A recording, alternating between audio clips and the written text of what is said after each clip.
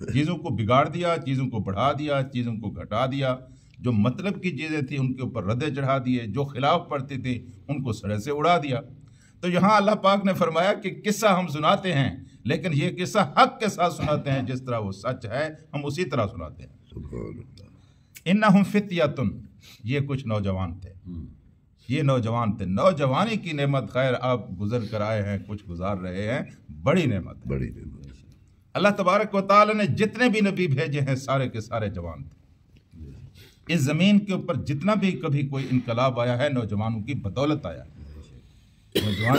نوجوانی زندگی کا خوبصورت عرصہ ہوتی ہے، اور اسی کے اوپر ایمان اور عقیدے کی جو عمارت کھڑی ہوتی ہے، پھر بوڑھے وقت انسان اسی کو لے کر چلتا ہے۔ بڈھے کھوسٹ لوگ کبھی اپنے عقائد کو نہیں بدلتے، اپنے نظریات کو تبدیل نہیں کر سکتے۔ ان بیچاروں نے جہاں ساری زندگی گزاری ہوئی ہوتی ہے اسی کے اوپر آخر وقت میں وہ چلتے رہتے ہیں، ادھر ادھر دیکھتے ہیں، وہ کہتے ہیں تو ہمارا دین خراب ہوتا ہے۔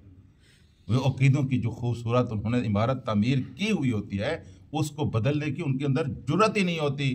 جس طرح گھوڑے چلنے پھرنے سے عاجز ہو جاتے ہیں، آنکھیں دیکھنے سے عاجز ہو جاتی ہیں، سارا جسم مضمحل ہو جاتا ہے، اس طرح ان کے ایمان طلب کرنے کی، اصلاح کرنے کی، اپنے اندر تبدیلی لانے کی صلاحیت بھی اسی طرح بوڑھی ہو جاتی ہے۔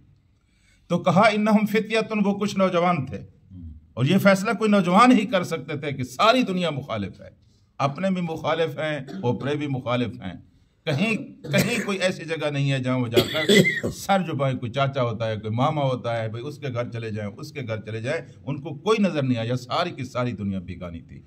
بالآخر ان کو نظر آیا تو صرف ایک پہاڑ اور اس کی غار نظر آیا۔ اب پہاڑ کی غار میں ان کو پتا تھا کہ کتنے تک آخر ہم اس میں رہیں گے، جی سوائے اللہ کی توکل کے اور اللہ کے اوپر ایمان کے کیا چیز ان کو پہاڑ کے اندر لے کے؟ پہاڑ کے اندر گندم تو نہیں اگتی، پہاڑ کے اندر پانی کے چشمے تو نہیں ہیں، بہر نکلتے تھے تو ساری دنیا مخالف تھی، ما سوائے اللہ کی توکل کے کوئی چیز ان کے پاس موجود نہیں تھی۔ اور جب انسان کے پاس اللہ کی توکل کے علاوہ کوئی چیز موجود نہ ہو، اللہ تبارک و تعالیٰ کی نصرت بھی تب آتی ہے، اللہ تعالیٰ کی امداد بھی تب آتی ہے، پھر اللہ تبارک و تعالیٰ ایسے معجزے رونما کرتا ہے۔ انہوں نے ایمان کا مظاہرہ کیا، وہ غار میں پہنچے، بس اتنا کام انہوں نے کیا، باقی جو کچھ کیا میرے اللہ نے کیا ہے۔ اب دیکھیں اللہ نے کیا کیا۔ اللہ تعالیٰ کہتا ہے انہم فتیۃ، وہ نوجوان تھے، اور وہ نوجوان تھے کیسے نوجوان تھے؟ نوجوان تو لاکھوں کروڑوں ہوتے ہیں نا جی۔ اللہ کن کا ذکر کرتا ہے؟ ان نوجوانوں کا، آمنو، جو ایمان لے آتے ہیں۔ وہ نوجوان تھے اور وہ ایمان لے آئے۔ نوجوان تو ہزاروں تھے، صرف وہی نوجوان تھے، 5-7 وہی نوجوان تھے، ہیں جی۔ کوئی سونے جیسی یہ قیمتی چیز جس کو ہم جوانی کہتے ہیں ضائع کر دیتے ہیں، وہی اس سے فائدہ اٹھاتے ہیں۔ پھر اللہ تعالیٰ کہتا ہے در جوانی توبہ کردن شیوائے پیغمبری، ہاں جی۔ اللہ تعالیٰ کے یعنی تعلیمات کا جو خلاصہ کسی شاعر نے بیان کر دیا ہے کہ جوانی کے اندر توبہ کرنا پیغمبروں کا شیوا ہے، ہاں جی۔ کہ وقت پیری، بڑھاپے کے وقت گر کے مردم میشبت پرہیزگار، چیرنے پھاڑنے والا شیر جو ہوتا ہے اس سے چیرا پھاڑا جاتا نہیں، وہ بھی پرہیزگار بن جاتا ہے، ہیں جی۔ تو میرے عزیز دوستوں، ایک تو کہا یہ وہ جوان تھے، آمنو، جو ایمان لے آئے، بے ربہم، اپنے رب پر، وزدناہم ہدا، اور ہم نے ان کی ہدایت کے اندر اضافہ کر دیا۔ ایمان گھٹتا بڑھتا رہتا ہے، ہدایت بھی گھٹتی بڑھتی رہتی ہے، اور ہدایت میں 2 چیزیں شامل ہیں، ایک نفع مند علم، یہ ہدایت کا پہلا حصہ ہے، وہ علم جو آپ کو نفع دے، اور دوسرا اس کے اوپر چلنے کی توفیق۔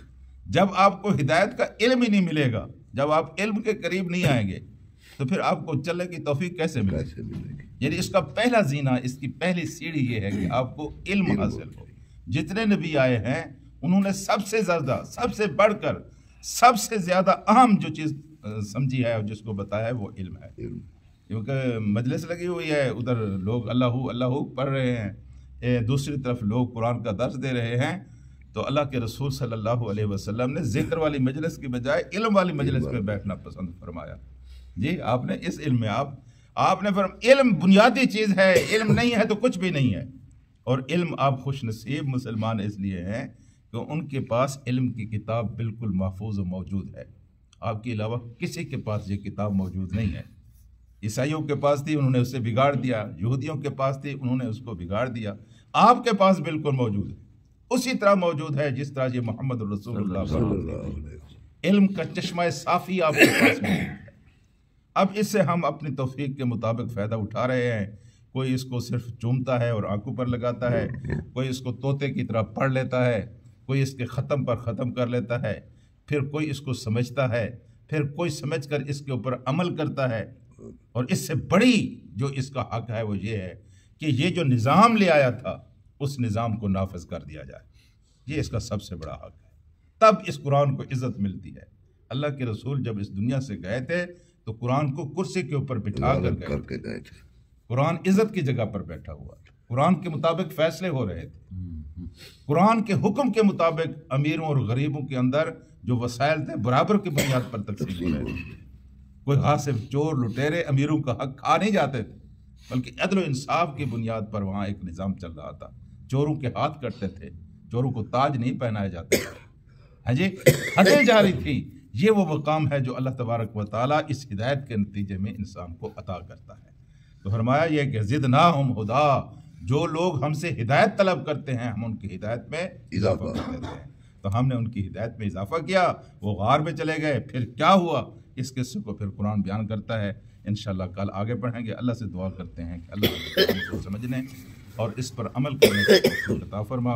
اللہ پاک ہمارے گناہوں کو معاف فرما، اللہ پاک ہماری غلطیوں سے درگزر فرما، اللہ دین و دنیا کی بھلائیاں نصیب فرما، اللہ دین و دنیا کے ہر قسم کے نقصان اور خسران سے محفوظ فرما، اللہ ہماری جوانی کے گناہوں کو معاف فرما، اللہ ہماری جوانی کی نیکیوں کو قبول فرما، اللہ تبارک و تعالیٰ بڑھاپے کی حالت میں ہمارے اوپر رحم فرما، اللہ تبارک و تعالیٰ ہمارا خاتمہ ایمان پر فرما، اللہ مرتے وقت کلمہ طیبہ نصیب فرما، اللہ پاک ہمارے والدین کی مغفرت فرما، اللہ ہمارے بچوں کو نیک اور صالح بنا، اللہ پاک سعادت کی زندگی عطا فرما، اللہ پاک شہادت کی موت نصیب فرما، وصلی اللہ تعالیٰ علی خیر خلقہ محمد و آلہ وصحبہ۔